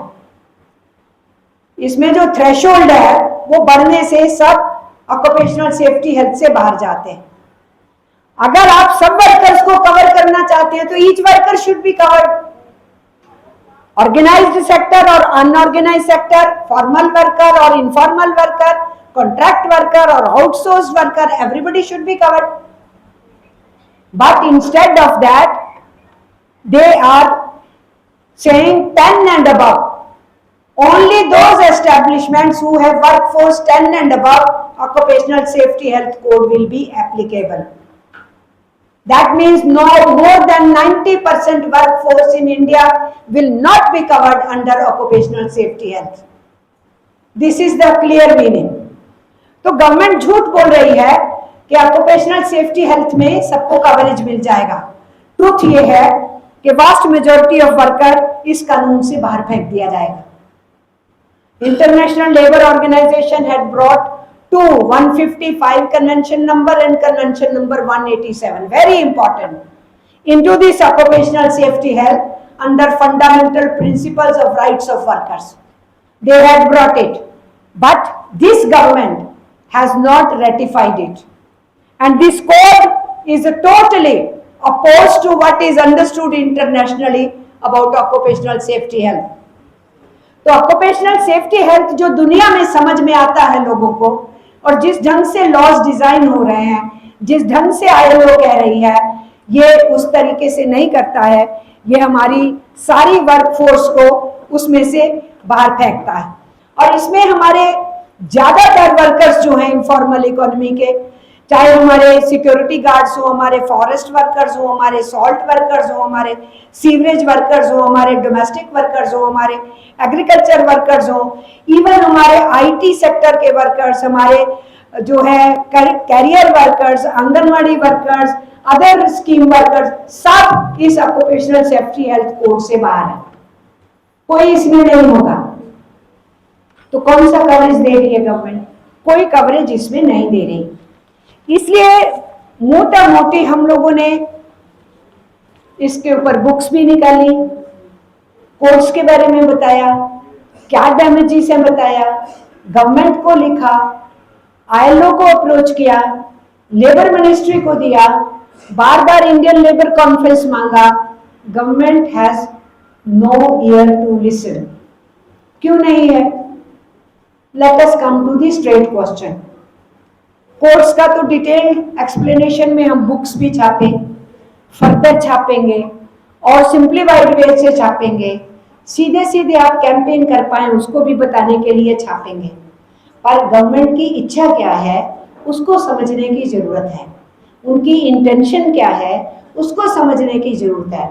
इसकी ABCD को हम जितना मर्जी ऊपर से नीचे तक देख लें, अगर मोटा क्रक्स हम समझ लेंगे कि government does not want unions, government wants workers to continue working, government want all the benefits to be given to employers. और इसीलिए कहीं मिनिमम वेज दे रहे हैं कि नहीं, पीने का पानी है कि नहीं, फैक्ट्री में हवा आने की जगह है कि नहीं, कोई टॉयलेट फैसिलिटी है कि नहीं, महिलाओं के बेनिफिट्स हैं कि नहीं, डिग्निटी वर्कर की है कि नहीं। ये सारे जो इश्यूज हैं इसके लिए क्या होता था? इंस्पेक्शन होती थी। तो inspector will make sudden inspection and find out ways दे रहे हैं कि नहीं, सेफ्टी है कि नहीं, मिनिमम बेसिक नीड्स है कि नहीं, काम 8 घंटे लेते हैं कि ज्यादा लेते हैं।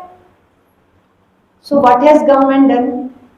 Inspection system finished. Inspectors will be called facilitators. These facilitators will facilitate employer. आपको नहीं पूछेंगे। So inspection system खत्म, facilitator system शुरू, और facilitator जो मालिक है उनको facilitate करने के लिए। तो इंस्पेक्शन ही नहीं होगा तो लेबर लॉ का वायलेशन हो रहा है, ये कैसे पता लगेगा? वायलेशन पता लगेगा तभी तो आप उसको ठीक करेंगे। तो जब आप ठीक ही नहीं करना चाहते हैं तो वायलेशन हो रहा है, होता रहे, इंस्पेक्शन की जरूरत ही नहीं है। So most dangerous part of these labour codes is they are finishing inspection system. The kind this is designed, जो आज लेबर डिपार्टमेंट्स की स्ट्रेंथ है उससे 5 गुना स्ट्रेंथ आपको चाहिए। If really the way the government has designed, but the government is going to finish labour codes, abolish several of the positions of commissionary on labor because they are going to set up tribunals. No labor courts, no present system of conciliations, whole system will be changed. And if the way they have told, if you are serious to implement, then you need 5-fold of labor department force, but the government already 50% of backlog is there. So what to talk of 5 times of the needed sanctioned post, they are rather going to reduce it further. तो जब ये code लेके आए तो labour commissioner पूछ रहे थे हम लोगों से, हमें समझ नहीं आ रहा है हम इसको कैसे फॉलो करें, हमें पता नहीं लग रहा है कि लेबर कोर्ट में ये केस भेजना, भेजे कि नहीं भेजे, क्योंकि ट्राइब्यूनल में भेजने का बात है लेकिन अभी ट्राइब्यूनल भी नहीं है। Most of the states, hardly a few have tribunals, other states don't have, and with these laws and rules labor courts will be finished. तो लेबर कोर्ट्स रहेंगे नहीं, कचहरी रहेगी नहीं, ट्राइब्यूनल सेटअप नहीं होगा तो वर्कर कहां जाएगा? So what is the real intention? The real intention you come to know from their labor policy. They have already drafted a labor policy, Shram Shakti Niti 2025, and their labor policy clearly says labor have no rights to do labor. मेहनत करना, मजदूरी करना तुम्हारा सेवा का काम है, sacred duty है, बहुत पवित्र काम है। Keep working, don't ask for rights. और वो बोलते हैं मनुस्मृति, वो बोलते हैं याज्ञवल्क्य स्मृति, वो बोलते हैं नारद स्मृति, वो अलग अलग स्मृतियों का चर्चा करते हैं। सो थाउजेंड्स ऑफ इयर्स अगो जो वर्कर का शोषण होता था और तुम काम करते रहो और अधिकार की बात नहीं करो, this government wants to take us back to thousands of years. जो मॉडर्न लॉज हमने सब लड़ के पाए हैं उनको वो कहते हैं ये कानून तो रद्द हो गए, इनको खत्म करो। इंडियन कॉन्स्टिट्यूशन को कोट करते हैं, इंडियन कॉन्स्टिट्यूशन के खिलाफ इंप्लीमेंटेशन के पार्ट में बोलते हैं। इंटरनेशनल लेबर स्टैंडर्ड्स को उस पॉलिसी में कोट करते हैं, जब इंप्लीमेंटेशन पार्ट आता है उस इंटरनेशनल लेबर स्टैंडर्ड की उनकी सारी की सारी जो रिकमेंडेशंस है उसको एक्सेप्ट करने से मना करते हैं। कॉमरेड्स को लगता है, वर्कर्स को लगता है, जो पब्लिक सेक्टर के हैं, जो गवर्नमेंट सेक्टर के हैं, जो अभी गवर्नमेंट सेक्टर में ही बनने जा रहे हैं, हमारे ट्रांसपोर्ट के वर्कर्स मुझे मिले थे, आप समझ रहे हैं कि आप तो प्रोटेक्टेड रहेंगे, वो जो दूसरा है ना वर्कर, बाकी सारा शायद वो प्रोटेक्टेड नहीं रहेगा, कोई भी नहीं बचेगा। आप भी राइट्स की कैटेगरी में नहीं आते। आप व्हाइट कॉलर्ड हो कि कोई ब्लू कॉलर्ड है, आप हाईली पेड हो या कोई कम पेड है या कोई उससे भी कम पेड है, आप सभी के सभी एक ही कैटेगरी में हो गवर्नमेंट की लेबर पॉलिसी के हिसाब से। और वो कैटेगरी क्या है? आपके कोई राइट्स नहीं है, काम करना आपकी सेक्रेड ड्यूटी है। और वो वर्ण व्यवस्था के हिसाब से जो सबसे नीचे के पायदान पे, 4th पोजीशन पे, जिनको शूद्रा कह के रखा गया, all workers are put in that Shudra category according to labor policy. And Shudras what were they told? Never ask for your rights. It is your sacred duty. and now they are telling you, all of us, it is your sacred duty, don't ask us for rights. इसलिए उनकी labour policy बहुत clear है, मालिक प्रस्थ है, corporate प्रस्थ है, foreign corporates के या Indian corporates के, ये पूरी की पूरी पॉलिसी उस फ्रेमवर्क की तरफ हमको ले जाती है। और अभी तो जिस ढंग से मामला चल रहा है उस हिसाब से कोई 400 के करीब, about 400 clauses were there in different laws where if the employer violates, the punishment will be given. They were covered under criminal law. All they have been removed from criminal law. Any violation employer does, only पैसा का fine देके छूटना, and every right which the worker will ask and the trade union leader will fight is added into the criminal activity.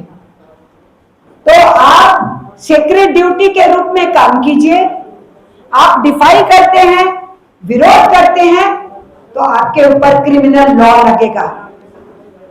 This is the direction of the thinking of Modi government, ये हमें समझना चाहिए।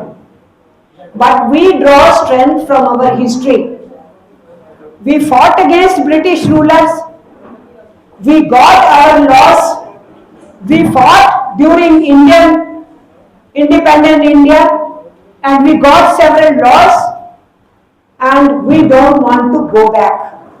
अब हम पीछे नहीं जाना चाहते, हम जहां पहुंचे हैं उससे आगे जाना चाहते हैं, और उसके लिए हम इन लेबर लॉज को, इन कोड्स को, इन रूल्स को एक्सेप्ट नहीं करते। और हम आपको ये भी बताना चाहते हैं, इन्होंने अपने अटैक को आहिस्ता आहिस्ता बढ़ाया, स्लोली स्लोली, और इंडियन लेबर कॉन्फ्रेंस तो 2015 के बाद किया नहीं, और हमारी डिमांड्स के बावजूद अभी भी हम डिमांड कर रहे हैं, वो नहीं कर रहे हैं। इंटरनेशनल लेबर ऑर्गेनाइजेशन में डेलीगेशन जाता है, लेकिन इंडिया के अंदर इंडियन लेबर कॉन्फ्रेंस नहीं होता है। ये डबल स्टैंडर्ड्स हैं इस गवर्नमेंट के, वो भी हम देख रहे हैं। That also be in your knowledge. But what they are doing actually now, if they take away the rights of citizenship, the way they are trying to do SIR, the way they have thrown out so many of the people out of that voting right situation, उनका citizenship भी खतरे में होगा। Maybe a few examples कि well to do people, उनका भी नाम हटा दिया जो गवर्नमेंट जॉब से रिटायर हो। How faulty is this system? A person retiring from court duty as a magistrate, a person retiring from university after serving for many years, a person retiring from IAS or IPS services, तो उनका तो verification होने के बाद job मिला था ना उनको, वो भी वोटिंग राइट की लिस्ट से बाहर हो, तो then what do you construe from here? That this is being done in a very very dangerous way. और इस प्रोसेस में workers will be the most sufferers. Few examples maybe of that kind. Our poor workers, our migrant workers do not have records. 40 साल पहले, 30 साल पहले माँ बाप का रिकॉर्ड्स लेकर के आओ, all of them will be put into problem. So working class is not only facing direct attack through these labor codes and rules framed on it. Working class is facing another threat, and that threat is we will we remain, many of our poor workers will remain, our citizenship, our right of citizenship. And when Bihar government and Bengal government, both BJP governments now, have already started telling we are removing the name of all these people who are not in the voting list, who have been removed from voting list, their names are being removed from all welfare schemes. जो government का welfare scheme है उससे भी उनको बाहर फेंक रहे हैं. This is open agenda which government has announced. That means suffering will be who? Our migrant workers, our poor workers, or those who are not migrant and within our state, the workers who are working from one district to another district, they are going. So the danger is too much. Attack on trade unions is democratic rights attack. Attack on the democratic rights. ये जनवादी अधिकार पे हमला है. Attack on farmers not to agitate, to take away their land is attack on their democratic rights. And now attack on the labor laws is attack on workers. तो ये हमारे citizenship के जो अलग अलग हमारे अधिकार हैं इंडियन कॉन्स्टिट्यूशन में, उनको छीनने का पूरा इस गवर्नमेंट ने रास्ता अपनाया हुआ है, नरेंद्र मोदी की लीडिंग वाली सरकार ने. और जो वो करते हैं उससे उल्टा पहले बोलते थे. जो आज बोलते हैं उसको कब पलट देंगे मालूम नहीं. सुबह कुछ बोलेंगे, अगले दिन कुछ और बोलेंगे और उससे रिवर्स बोलेंगे.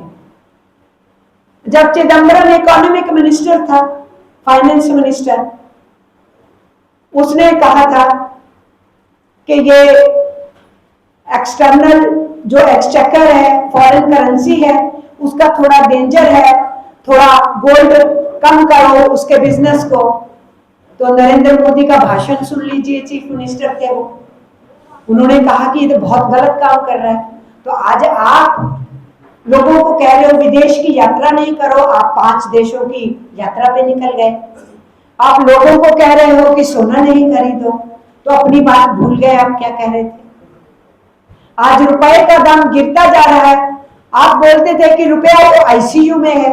अब रुपया आईसीयू में था जब वो 60-70 रुपीस था डॉलर के मुकाबले में, तो आज कहाँ है फिर 92 रुपीस पे है. तो आईसीयू में है कि डबल आईसीयू में है.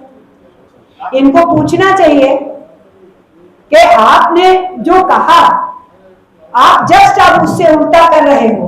तो क्यों कर रहे हो? क्योंकि यही इनकी सोच है. So we have to understand it is a very well planned attack on the working class of India. India की working class fought against British rule and mother organization of BJP and Narendra Modi, RSS, hobnobbed with British rule. ये British हुक्मरानों की जी हजूरी करते थे और हमारी working class मजदूर वर्ग, हमारे किसान अंग्रेजों के खिलाफ लड़ते थे. जब देश आजाद हुआ, हम अपने देश को बनाने में लगे. ये देश की आजादी को ही नहीं माने, कॉन्स्टिट्यूशन को ही नहीं माने और लगातार देश के अंदर अपनी हिंदू राज की रट को लटकाते रहे, जगह जगह दंगे कराते रहे. और आज हम क्या देख रहे हैं? तब वो ब्रिटिश साम्राज्यवाद की चमचागिरी करते थे, आज अमेरिकन साम्राज्यवाद की चमचागिरी में लगे. So where they have brought us, Indian workers, Indian farmers, Indian people always stood with the Palestinian people. Modi government is standing with Netanyahu government of Israel, not with Palestinians. A government which killed 70,000 people in Gaza Patti, half of them being women and children. महिलाएं और बच्चे 70,000 में से आधे थे जो मार दिए गाजा पट्टी पे. और नरेंद्र मोदी ईरान के ऊपर हमले से 3 दिन पहले इजराइल में जाते हैं. क्या कोई इलेक्शन होके हटा था? क्या कोई पार्लियामेंट का उद्घाटन था? क्यों गए मिस्टर नरेंद्र मोदी वहां? वापिस आते हैं, उसके 36 आवर्स के बीच में ईरान पे हमला होता है. What is this signal you are giving to the world कि India is standing with Israel? Yes, government is standing with Israel. Netanyahu, Indian people, Indian nation is not standing with them. लेकिन एक image तो गया. आप Iran के chief का murder कर देता है अमेरिका का हमला, आप उसके ऊपर कुछ नहीं बोलते। 170 girls die in the school जहां अमेरिकन ने बॉम्बिंग किया, आप उसके ऊपर एक शब्द नहीं बोलते। आप जीसीसी कंट्रीज के साथ मिलकर इजराइल के साथ खड़े होने की बात करने लग जाते हो, लेकिन आप ईरान आपका थाउजेंड्स ऑफ ईयर से फ्रेंड है, आप उसकी बात नहीं करते हो। We have to understand this thing, comrades. All this war which is going on, as workers we should understand. इस वार का कॉमन मैन से, मजदूर से, किसान से, विद्यार्थी से, नौजवान से, शिक्षक से कोई लेना देना नहीं है। This war is purely and purely साम्राज्यवादियों का अपने लालच का युद्ध है। This is imperialist imposed war. Let us not forget, even the First World War was because of them. Second World War was because of those imperialist powers. And now, after that also, war after war in different areas have been in the interest of imperialist powers. Iran हमें कैसे देता था तेल? सबसे सस्ता, पैसा नहीं लेता था। वो हमें क्रूड ऑयल देते थे, वो बोलते थे okay what is your requirement, ले जाओ। Then they were not asking for money. तुम प्रोसेस कर लो, तेल बना लो, गैस बना लो, डीजल बना लो, ओके इसमें बिजनेस भी कर लो, जब तुम्हारे पास पैसा आ जाएगा तब दे देना। कोई इंश्योरेंस का मनी भी नहीं लेते थे। अमेरिका के कहने से मोदी सरकार ने ईरान से तेल लेना बंद किया। नुकसान किसका हुआ? इंडिया का हुआ, इंडियन बिजनेस का हुआ, इंडियन वर्कर का हुआ, इंडियन मिडिल क्लास का हुआ। उसके बाद हम रशिया से लेते थे। रशिया हमें रूबल और रुपी की एक्सचेंज में तेल देता था, वो भी हमारे लिए बेनिफिशियल था, वो भी हमें सस्ता मिलता था। अमेरिका के कहने से रूस से तेल लेना बंद कर दिया। और अभी जब ये युद्ध चला, अमेरिका ने कहा अच्छा 1 महीने के लिए ले लो। उठक बैठक लगाना चाहिए हमको। अमेरिका के कहने से, ट्रंप के कहने से we should stand and we should sit. They will catch us from here and we will behave as a small child. So Indian working class has to understand it. हम मजदूर हिस्से को ये समझना पड़ेगा, जो मजदूर आंदोलनों को चलाते हैं और विशेष करके AITUC के लोग। हम लोग 1920 में पैदा होने के बाद, उससे पहले जितना ट्रेड यूनियन मूवमेंट था, उस सब को एक साथ लाके इकट्ठा करके AITUC बना। ये 19th century onward working class की जो स्ट्रगल्स में से यूनियंस पैदा हुई, वो इकट्ठा हुई। वो बॉम्बे में लाला लाजपत राय की लीडरशिप में फाउंडेशन कॉन्फ्रेंस हुआ और 1920 के बाद वेरी नेक्स्ट ईयर AITUC ने कंप्लीट इंडिपेंडेंस का नारा दिया, हमें पूरा आजादी चाहिए। इंडियन नेशनल कांग्रेस के प्लेटफॉर्म से ये नारा 1929 में आया, लेकिन AITUC ने 1921 में दिया। और हसरत मोहानी जो ट्रेड यूनियनिस्ट भी थे, एक कम्युनिस्ट भी थे, कम्युनिस्ट पार्टी तब बनी नहीं थी, उन हसरत मोहानी ने AITUC के इस नारे को इंडियन नेशनल कांग्रेस के प्लेटफॉर्म के ऊपर उठाया, कंप्लीट इंडिपेंडेंस होना चाहिए। 8 साल तक हम लोग इंडियन नेशनल कांग्रेस के हर सेशन के बाहर जाके एज AITUC मांग किए, तुम पॉलिटिकल प्लेटफॉर्म हो, कंप्लीट इंडिपेंडेंस क्यों नहीं मांगते हो? Let there be slogan of पूरा आजादी चाहिए। We fought for it and where were RSS? These people were hobnobbing with Britishers. ये ब्रिटानिया लोगों की दलाली करते थे और आज ट्रंप की दलाली करना चाहते हैं। We have to understand who are these people. They are siding with the forces of exploiters. क्या चाहिए इनको? imperialist powers को सारे उनको ट्रेड रूट्स चाहिए, उनको एयर रूट भी चाहिए, उनको रोड रूट भी चाहिए, उसको वाटर रूट भी चाहिए। पूरी दुनिया में बिजनेस के कंट्रोल के लिए उनको सारे रूट्स चाहिए। इसलिए स्ट्रेट ऑफ हॉर्मुज ईरान के पास है तो वो क्यों है? उसके पास से निकलता है तो क्यों है? इनको पनामा कनाल भी चाहिए, इनको रेड सी भी चाहिए, इनको स्ट्रेट ऑफ हॉर्मुज भी चाहिए, इनको कैस्पियन सी भी चाहिए, इनको सब कुछ चाहिए। For what? imperialist powers to earn their own money। तो इस सारी चीज के अंदर बेसिकली बुनियादी तौर पे हम क्या देख रहे हैं? What we are witnessing is imperialists are in their own power game, in their own struggles to occupy the natural resources of other countries and the business and trade of other countries। सब देशों का trade और business कब्जा करो, उनके natural resources कब्जा करो। तो अपने पड़ोसी देश वेनेजुएला के प्रेसिडेंट, इलेक्टेड प्रेसिडेंट और उसकी वाइफ को लेके चले जाते हैं, उसके बेडरूम से उठवा के ले जाते हैं। This is what happened with Venezuela. और अभी इंडियन गवर्नमेंट उनके साथ जो ट्रेड डील कर रही है, that will be death nail for our agriculture sector. हमारा का जो खेती का सेक्टर है उसको एक मृत्यु दंड होगा अगर अमेरिका के साथ इस किस्म की जो डील जिसका चर्चा हो रहा है। हमारा जो छोटा सेक्टर है एमएसएमई का, जिससे वास्ट मेजॉरिटी ऑफ वर्कर हमारा होता है, कॉन्ट्रैक्ट वर्कर है, वो इनफॉर्मल वर्कर है, आउटसोर्स वर्कर है, वो सब इंपैक्टेड हो जाएगा। तो हमारे देश में अनएम्प्लॉयमेंट बढ़ेगी, खेती का संकट बढ़ेगा, शहर की तरफ माइग्रेशन बढ़ेगा। इस पूरी बैकग्राउंड के अंदर we are in very bad situation। So this government is not only against workers, against farmers, this government is against